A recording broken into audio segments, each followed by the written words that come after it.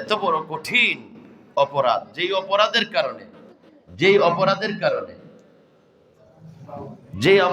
কারণে আল্লাহ তাদেরকে এই দাড়ি, নামাজ, রোজা, হজ, যাকাত সহকারে কোথায় দিবে? জাহান্নামের নিম্ন দেশে দিবে। এই ঈমানকে বলা হয় আকীদা। আমরা আকীদার জিনিসটা বুঝি কম, আকীদার বিষয়টা আমরা বুঝি কম, প্রাধান্য দিই কম, আমলটারে বেশি প্রাধান্য দিই। নামাজ পড়লেই মনে করি ভালো মানুষ, দাড়ি রাখছে, তাসবিহ তাহলিল করে, কোরআন পড়ে, সমস্যা কি? উনি তো সবগুলোই ভালো করে। হ্যাঁ, এগুলার নাম হলো আমল। দাড়ি রাখার নাম আমল, নামাজ পড়ার নাম আমল, হজ করার নাম আমল, তাসবিহ পড়ার নাম আমল, কবর জিয়ারত করার নাম আমল, কোরআন তেলাওয়াত করার নাম আমল, সুদ খাই না আমল, ঘুষ খাই না আমল, খারাপ কাজ করি না, সব আমল। আরেকটা হইল ঈমান। আকীদা, আমল, এই দুই জিনিস। তো আকীদা ঠিক থাকলে এই আমলগুলা হেফাজত থাকবে, ঠিক থাকবে। আর আকীদাটা যদি ঠিক না থাকে, এগুলা করার পরেও জাহান্নামী, তাইলে কত গুরুত্বপূর্ণ বিষয়ে ঈমান আকীদার বিষয়টা। এই জন্য সুন্নিরা কি ইমাম হুসাইন জান দিছে, ঈমান আকীদা দেয় নাই। আমাদের মধ্যে সাক্ষী হয়ে আছে কারবালার ৭২ জন, তারা মুনাফিকি করতে পারে নাই, বাতিলের সাথে হাত মিলাইতে পারে নাই, নবীর দুশমনের সাথে হাত মিলাইতে পারে নাই, আল্লাহর কোরআনের বিধান লঙ্ঘনকারীর কাছে আত্মসমর্পণ করতে পারে নাই। আল্লাহ বলছে মদ হারাম, ইয়াজিদ বলছে মদ হালাল, ইমাম হুসাইন বলে আমি তো কোরআন বিরোধী লোকের কাছে হাত দিতে পারি না। আল্লাহ বলছেন পর্দা করা ফরজ নারীদের, ইয়াজিদ বলছে না, পর্দা ফরজ না। আল্লাহ বলছেন কি অবৈধভাবে সম্পর্ক করা হারাম, কিন্তু ইয়াজিদ বলছে না, সম্পর্ক করতে পারবে। এই যে কোরআন এবং সুন্নাহ বিরোধী যে মানুষটা, দাড়িও আছে, টুপিও আছে, নামাজও আছে, রোজাও আছে, এরপরও ইমাম হুসাইন হাত দেয় নাই, বয়াত নেয় নাই, কারণ তার সব ঠিক আছে কিন্তু তার ঈমান ঠিক নাই। সে কোরআনের বিরুদ্ধে কথা বলে, নবীর সুন্নাহর বিরুদ্ধে কথা বলে, নবীর বিরুদ্ধে কথা বলে, আল্লাহর বিরুদ্ধে কথা বলে। এমন মানুষ যদি সুফিও হয়, দাড়ি টুপিওয়ালাও হয়, ইবাদত বন্দেগী করনেওয়ালাও হয়, তার হাতে হাত দেওয়া যাবে না। আপনি এখন ঘরে বসে বাংলাদেশকে নিয়ে চিন্তা করবেন আগে, বাংলাদেশের মানুষগুলো কে কি বলে। আমাদের দেশে এক শ্রেণীর মুসলমান আছে, তারা এই বছর নির্বাচনও করতেছে। এই মুসলমানদের বিশ্বাস, আকীদা হইল নবী মানবীয় দুর্বলতা থেকে মুক্ত না। লিখিতভাবে তাদের মত প্রকাশ করেছেন, নবী মানবীয় দুর্বলতা থেকে মুক্ত না। অর্থাৎ মানুষ গুনাহ করে, ভালো করে, নবীও গুনাহও করবে, ভালো করবে। মানুষ মাঝে মাঝে জিনা করে, অপরাধ করে, মদ খায়, শরাব খায়, নবী এই গুণের ঊর্ধ্বে না। নাউজুবিল্লাহ। এটাকে বলা হয় আকীদা, এটার নাম আমল না, এটার নাম হলো আকীদা, মানে বিশ্বাস। তারা নবীকে বিশ্বাস করে। সাধারণ মানুষের যে সমস্ত ঘটনা হয়, ভালো মন্দ আছে, নবীদেরও ভালো মন্দ আছে, কিন্তু যারা ঈমানদার তারা বলে হ্যাঁ আমাদের ভালো মন্দ আছে, কিন্তু নবীদের ভালো মন্দ নাই, নবীদের শুধুই ভালো। কারণ আমাদের নবীর নাম আল্লাহ রেখেছেন মুহাম্মাদুর রাসূলুল্লাহ। মুহাম্মদ শব্দের অর্থই হলো আল্লাযী ইউহমাদু হামদান বাদা হামদিন, যিনি যার প্রশংসার পর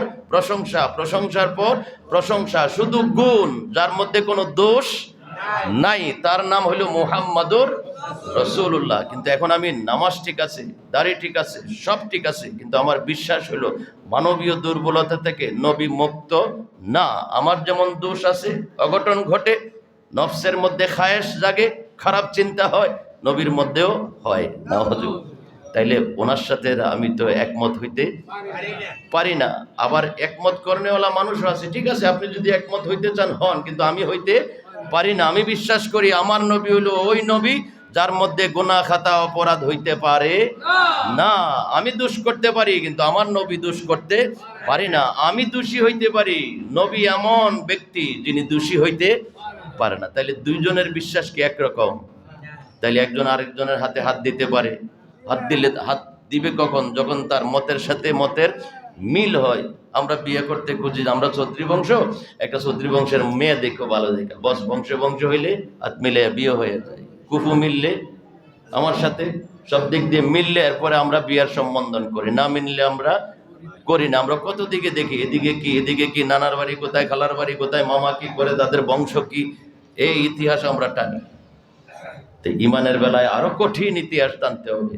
যার সাথে ওঠা বসা করতেছি, যার সাথে মেলামেশা করতেছি, ওনার আকিদা বিশ্বাস কি, আমার আকিদা বিশ্বাস কি, কোরআন হাদিস আকিদা বিশ্বাসটা কি শিখায়, আর তারা কি শিখায়। যেমন দেখেন এখন হেঁটে হেঁটে বেহেশতের টিকিট দিতেছে, বেহেশতের টিকিট দিতেছে। বেহেশতের টিকিট দেওয়ার মালিক কে? আল্লাহ। বন্দার কথায় বেহেশতে দিয়া দিবে আল্লাহ না। এরপরে আরো জঘন্য বিশ্বাস, এটাকে বলে আকিদা। বিশ্বাসটাকে বলে আকিদা। তাদের বিশ্বাস হলো আল্লাহ, লিখিতভাবে বিশ্বাস আল্লাহ বন্দার উপরে অনেক জুলুম করেছে। তো যে জুলুম করে তাকে কি বলে? জালেম বলে। তাইলে আপনি প্রকারান্তরে লিখিতভাবে আল্লাহকে জালেম বলছেন, তাইলে আপনার নামাজ ঠিক আছে, দাড়ি ঠিক আছে, ইবাদত ঠিক আছে, সব ঠিক আছে, কিন্তু ঈমান ঠিক নাই। তাইলে আল্লাহ রসুল 1500 বছর আগে বলছে, এই আমার উম্মতি, হিন্দু বৌদ্ধ খ্রিস্টান না, উম্মতি, এই দাড়ি টুপি বাগরি নামাজ রোজা হজ যাকাত করনে হল আমার উম্মত। 73 দল হবে, 72টাই যাবে জাহান্নামে। কারণ কি? কারণ নামাজ রোজা হজ জাকাত আমল আখলাক না, সব ঠিক আছে। তাহলে কি বে ঠিক হয়েছে? তার আকীদা বে ঠিক হয়েছে। তো আকীদা কি? আকীদা হলো একটা বিশ্বাসের নাম। তো বিশ্বাসে কি সমস্যা হয়েছে? সে বিশ্বাস করে আল্লাহ বান্দার উপরে অনেক জুলুম করছে, কিন্তু সঠিক আকীদা কোরআন সুন্নাহর আলোকে যে আল্লাহ বান্দার উপরে জুলুম করতে পারে না, আল্লাহ জালেম হইতে পারে না, এটা হলো সহি আকীদা। আর যিনি বলছেন আল্লাহ বান্দার উপরে জুলুম করছে, এটা গলত আকীদা, গলত বিশ্বাস। এই বিশ্বাস রাখলে মুমিন হওয়া যাবে না। তো এটাকে বলা হয় আকীদা। আকীদাটা সঠিক থাকতে হয়। এরপরে আমাদের ইবাদত বন্দেগী কম হোক বেশি হোক টিকবে, বাতিল হবে না। কিন্তু আকীদা যদি গলত থাকে তাইলে আমল বেশি হইলেও এটা টিকবে, দলিলের আলোকে এটা বাতিল হয়ে যাবে। হাইকোর্টের মধ্যে এটা রায় বাতিল দিবে, যে আপনার এখানে খারিজ করে দিবে, আপনার ঈমান নাই, আমলের দাম নাই, খারিজ করে দিবে, ফালাই দিবে ফাইল। তো ফালাই দাও, কি কয়? তার আকীদাই ঠিক না, আমল দিয়ে কি করবো? এজন্য আকীদার নাম হলো ইয়া আইয়ুহাল্লাযিনা আমানু, হে ঈমানদারগণ, হে ঈমানদারগণ, হে ঈমানদারগণ। তাহলে ঈমানদার কাকে বলে? ঈমানদারের কলমা কি? সূরা তাওবার 24 নম্বর আয়াত পড়বেন বাংলা অর্থ, আর বুখারী শরীফের 7 নম্বর চ্যাপ্টার হুব্বুর রাসূল মিনাল ঈমান, এই চ্যাপ্টারের মধ্যে নবীজি বলে গেছেন ঈমান কাকে বলে। সুবহানাল্লাহ।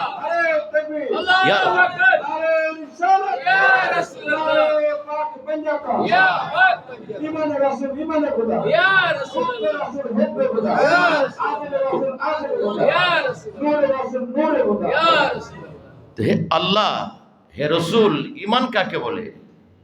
আল্লাহ সূরা তাওবার 24 বুখারীর 7 নম্বর চ্যাপ্টারে বলেছেন, নবীজি হাদিস শরীফে বলেছেন, লা ইউমিনু, কখনো মুমিন হতে পারবে না।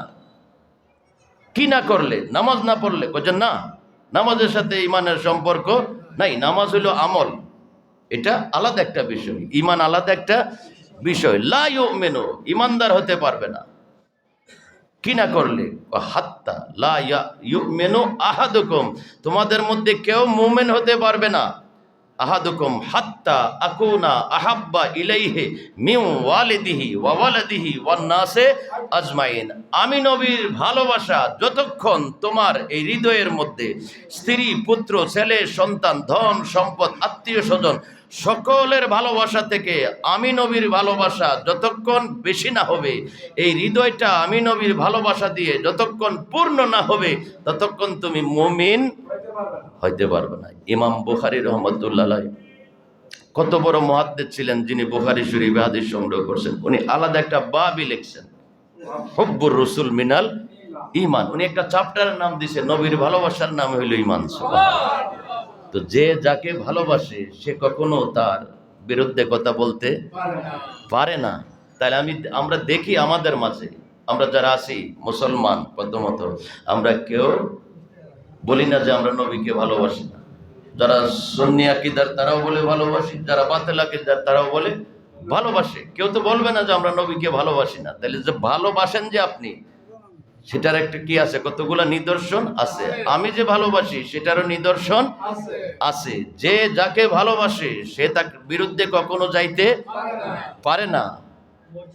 তাইলে নবীকে যদি ভালোবেসে থাকি, তাইলে নবীকে কখনো আমি কাউবয় বলতে, গরু রাখাল বলতে পারি না। যখন আমার এই কথা মুখ দিয়ে বের হয়ে গেছে, তখন বুঝতে হবে আপনার মুখে ভালোবাসা, অন্তরে ভালোবাসা নাই। যদি মুখে অন্তরে ভালোবাসা এক থাকতো, তাইলে নবীর শান, নবীর মর্যাদা, নবীর মান ক্ষুণ্ণ হয় এরকম কোনো বাক্য জবান দিয়ে বের হবে না। তাহলে যেহেতু বাক্যটা বের হয়ে গেছে, তাহলে বুঝতে হবে ওনার মুখে ভালোবাসা, অন্তরে ভালোবাসা নাই।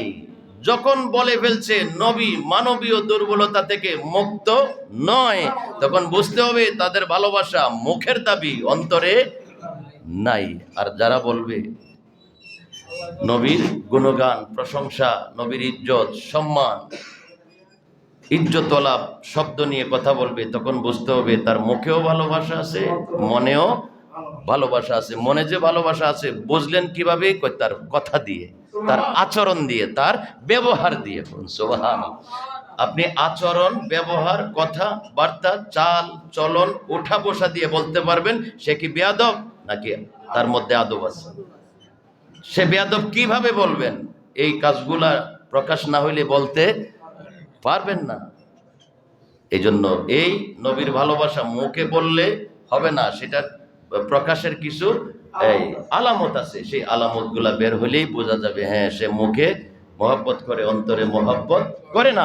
তো যখন অন্তরে মহব্বত নাই নবীর, তাইলে মুমিন হইতে পারে নাই। নামাজ, রোজা, হজ, যাকাত।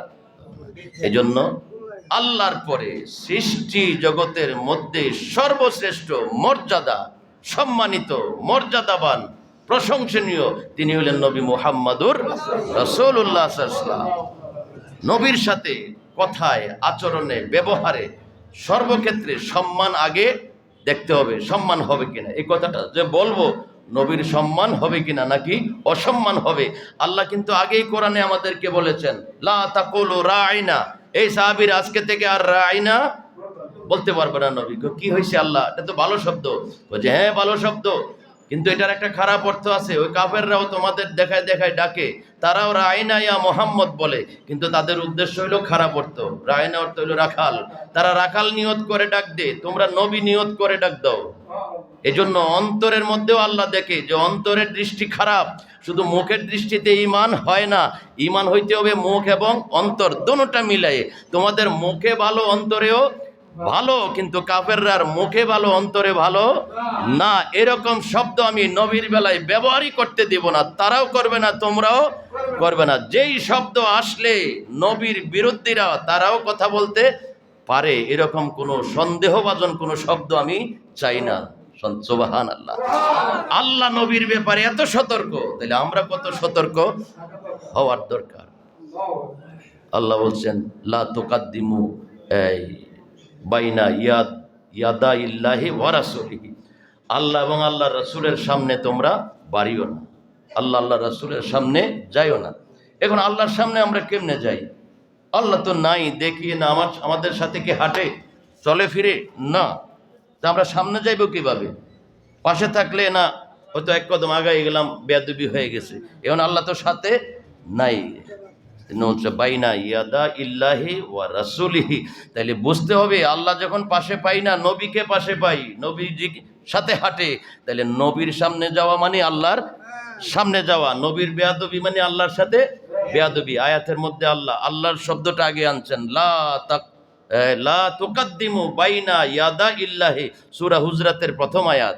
তোমরা আল্লাহ এবং আল্লাহ রাসূলের সামনে বাড়িও না, আল্লাহ আল্লাহ রাসূলের আগে কথা বলিও না, আল্লাহ আল্লাহ রাসূলের আগে কাজ করিও না। আল্লাহ রাসূলকে তো পাই, আগে যেতে পারি, এখন আপনাকে তো দেখি না, পাই না।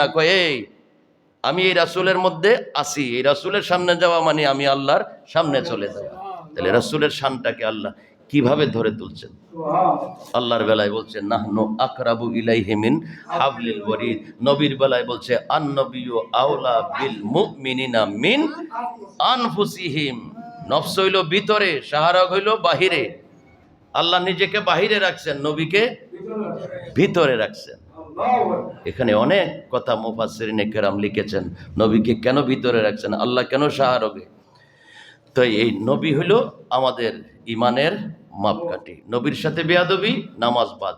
নবীর সাথে আদব আছে, নামাজ যদি আপনার ডেলি 2 ওয়াক্তও থাকে, নামাজ ঠিকবে কিন্তু বাতিল হবে না। ফাইল আপনার করতে, খারিজ করতে পারবে না, কারণ আপনার দলিল অ্যাকোরেট আছে।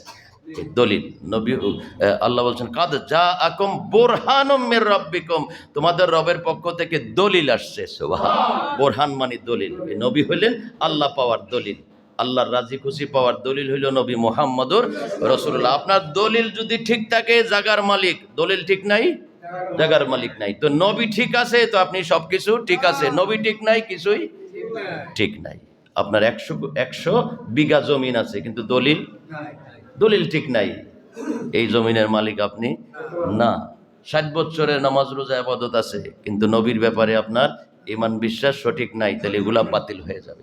এই জন্য আকীদাকে গুরুত্ব দিতে হয় বেশি, জিনিসটা আমাদেরকে বুঝতে হয়, অনুধাবন করতে হয়। এগুলা ঠিক রেখে আমাদেরকে নেক আমল, নামাজ রোজা হজ যাকাত তসবিহ তাহলিল ইবাদত বন্দেগী করতে হবে। এই জন্য আল্লাহ যেন আমাদেরকে এই ঈমান আকীদা হেফাজত রেখে বেশি বেশি আমল করার তৌফিক দান করুক, আমিন। যে আমলের মাস আসছে শাবান মাস, শাবান মাসের 14 তারিখ দিবাগত